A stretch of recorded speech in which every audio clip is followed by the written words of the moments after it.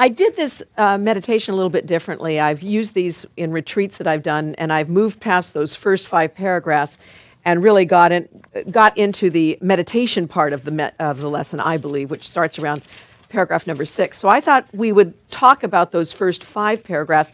It sets it up, but I think they're a little hard in a meditation to take. I do. Look at this first paragraph that it says. It says, you think you are the home of evil, darkness, and sin. I don't know, let's have beautiful music and talk about how sinful we are first. But I think this is true. This is what we feel. Most of us do not feel very good about ourselves. Most of us could look around the world and say the terrible things that are going on in the world, yeah, we're justified in experiencing because we are sinful. Something has happened. And that's kind of how we've been brought up, to believe that something has happened. That, something has happened that we're responsible for it. You believe you're this home of evil, hello, darkness and sin. It says, you think if anyone could really see the truth about you. Yeah, look at that. That you would, the truth about you, that he would be repelled. He would be, oh, you're disgusting, recoiling from you as if from a poisonous snake. Ah! To me, that's just hard to do a meditation where we're going, ah! So, but I think these are powerful thoughts. I think they're powerful thoughts because, you might go, I don't really think that about myself, but we don't think highly about ourselves. This may be dramatic. This may be for the 62% of the people, but a lot of us don't think, we think there's a lot of stuff going on here that isn't so good. Maybe if you knew some of the things I've done, maybe if you knew some of the things I thought, you wouldn't think so highly of me. It says, you think if what is true about you were ever revealed, that you would be struck with horror so intense that you would rush to death by your own hand, living on after seeing this being impossible. Now you see why I would never do this in a meditation. Because it's like the light, beautiful music, and I'm saying we're rushing to death.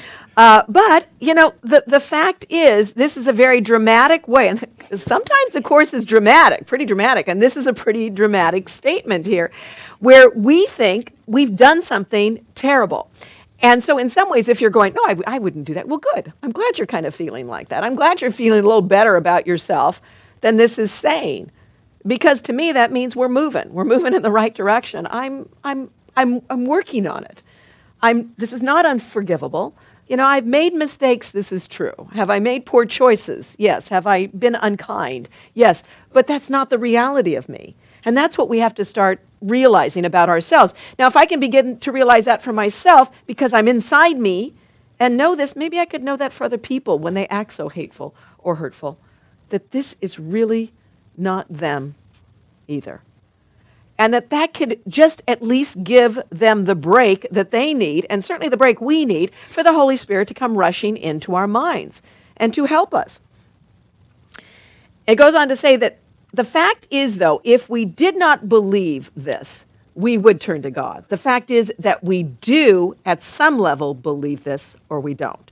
And that's really what the Course is saying here.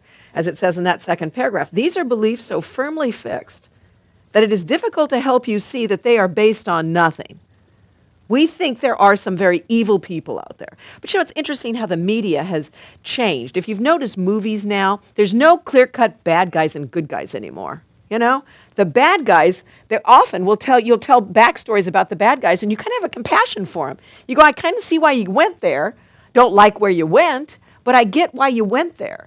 So that started probably in the, wasn't it about the 60s, maybe the 70s. I remember when I was young and going to movies and thinking how that change was happening, where it wasn't John Wayne on his horse anymore. The good guys and the bad guys had black hats and the white guys had white hats, and that's how we knew them apart.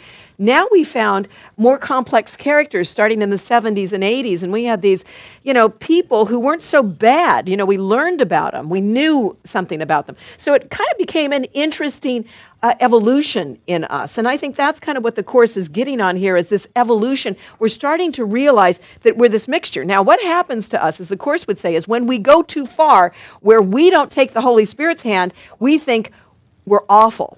When we begin to look at our darkness, the Course says that if you look alone, it can be terrifying. So we need the help of knowing we are never alone. And that's why this lesson, even though these first 2 paragraphs are pretty dramatic in what we think about ourselves, it says what? What's the lesson title? light and joy and peace abide in me.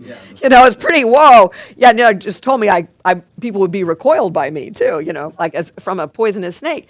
But it's telling us, yes, these things we believe, but they're not the reality of you. You've bought into them.